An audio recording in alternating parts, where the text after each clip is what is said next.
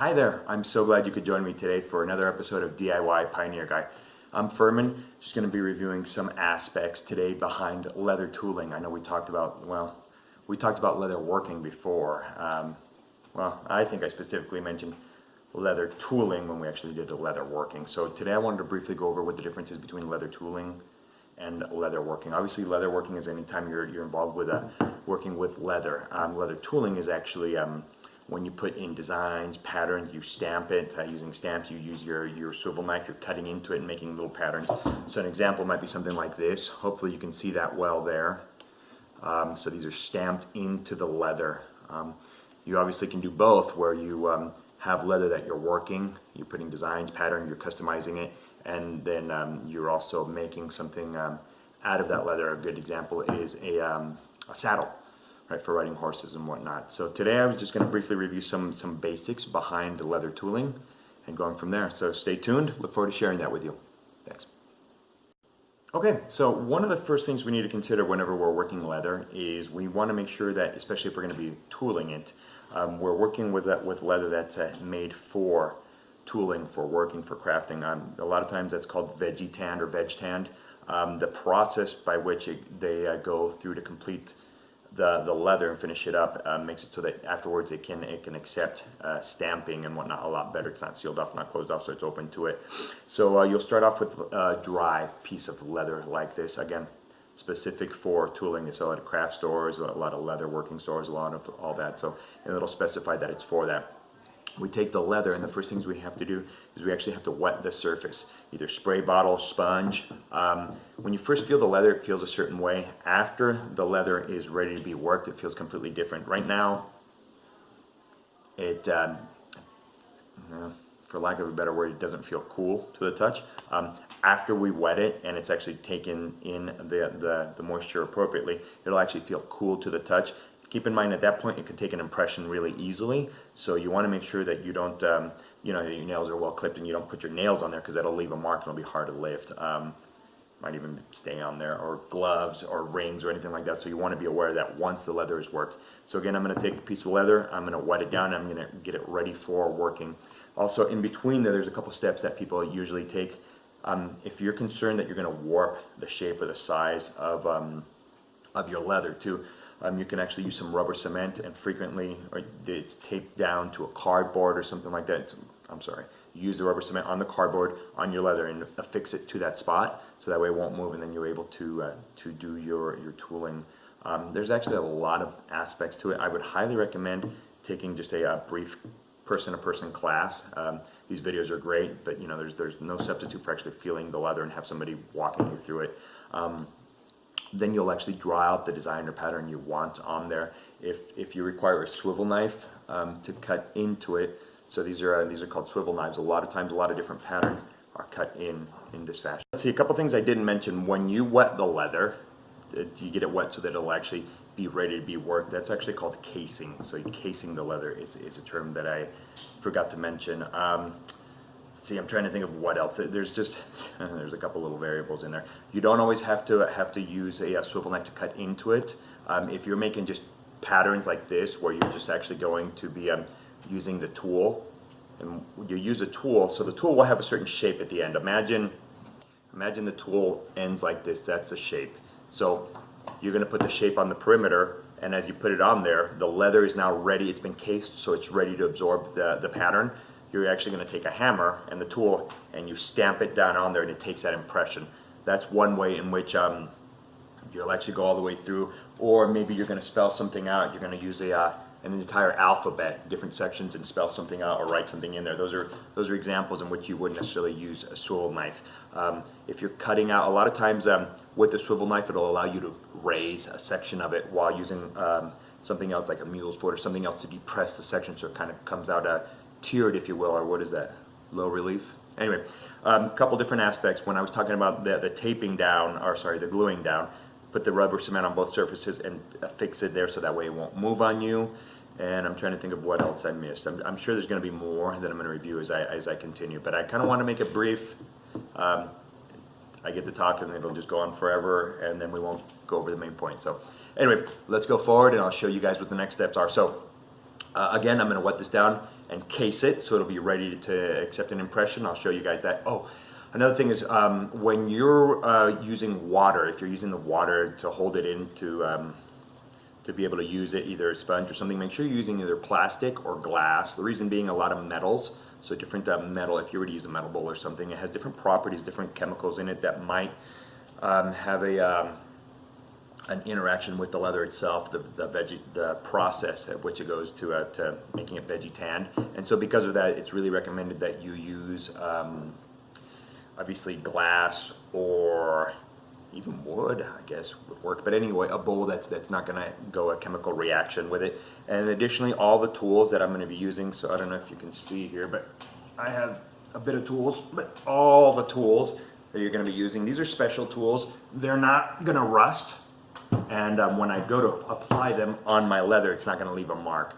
Or it's going to leave the mark from the impression, but it's not going to have a rust stain on there that then I can't lift. Okay? Our leather is ready to take the impression, and so with that in mind, I'm going to move forward, and I should be able to fit it all in here, so I'm going to make sure, place it actually this direction. So I'm going to go here. As you can see, I just kind of place it where I want it to be. I can make an initial impression and kind of look back, see it's where I want, and then all you do is you hammer it in place. So with that said, you make sure that when you hit it, you're hitting it level, straight down. And before lifting, I actually like to lift it up so I can see. That looks good. So there's my D. I line it up with my last one, more or less. I'm just going to go a little closer right there. Make sure it's exactly the way I want it.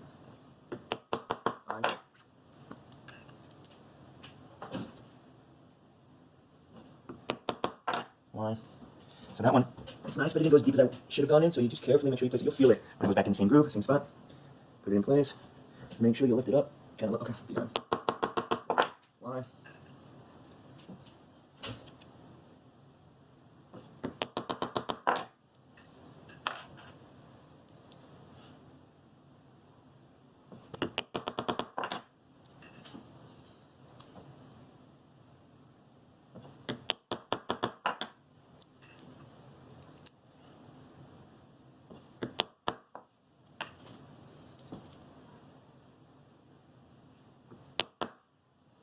So that's an example of one that I gotta do again to make sure it's lined up right.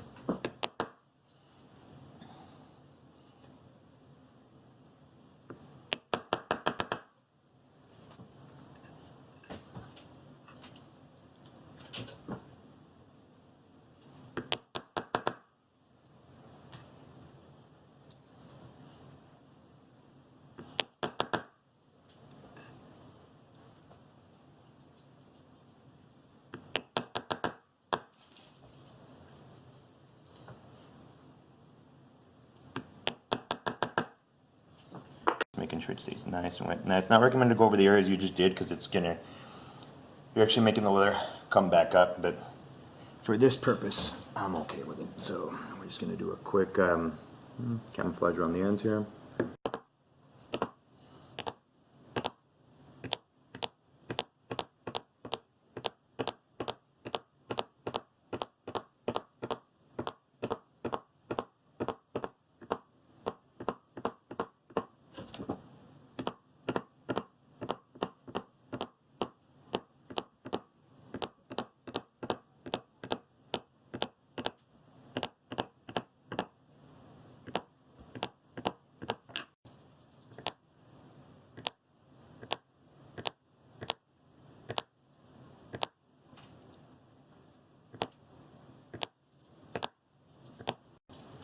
Okay, so you might be able to notice how some of these areas I kind of went really light towards the end, so as not to mess with the existing pattern there down below. So this is where you kind of modify your hit and angle the tool. Instead of having it flat like this, I have it slightly angled so the impression only goes where I want it to, not everywhere. All right, so for this one, I'm going to use my swivel tool just to give it a defined edge here.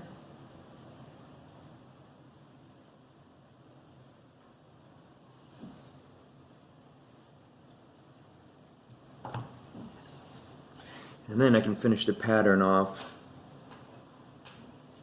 without going into the area I don't want it to.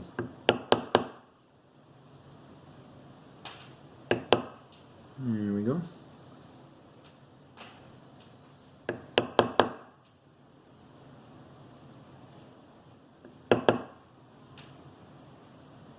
Perfect. If you have to stop your project for whatever given reason, keep in mind it's still cased and nice and moist. You can actually put it, make sure that it's still wet, put it in a Ziploc baggie, and then put that in the refrigerator, and it'll help keep it from drying out, keep the moisture in there, so it'll still be easily worked. But then also put it in the refrigerator so mildew won't grow on it, because it is wet and something could technically grow on it. But there's just a quick example of something that we did rather quickly, rather briefly, but it just says DIY Pioneer Guy. But the little piece of leather here on the top, and there's your bookmark. Just a quick example. Part here, I'm actually going to put on a stain, so you can see the stain will make it so that all these areas that we've worked will stand out a little bit more, and you'll be able to see them a little bit better. So, oh yeah, the other thing, when working with a stain, it stains, right? And so because of that, I actually have gloves on. Latex, vinyl, whatever you like, you just gotta glove up. So I will actually be putting stain. The thing about stain is, the stain is the kind of stain that you wipe on, you apply, then you wipe off according to how much you want. So I want to super saturate the area pretty well, especially the area where I want my work to be visible. So all these little areas here, and we'll actually be making sure it goes in the areas, and you can kind of see the areas that haven't taken, the areas that have, and I will be actually going over the back side too, and this is why the gloves are great in this instance. And then you want to make sure you hit the edges as well, right? I'll show you what that looks like here in a second. Just a little bit more.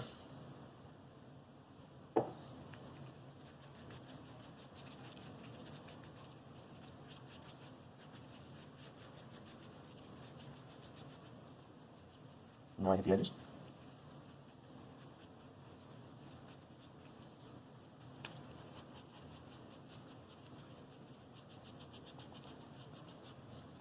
Okay, now I'll actually be wiping this off.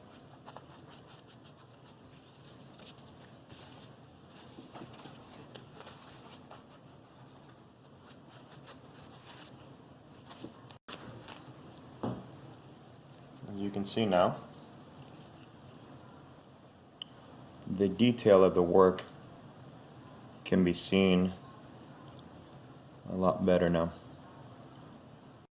Alright, I hope you guys enjoyed today's episode of DIY Pioneer Guy, going over some real basic information regarding leather tooling and the steps required.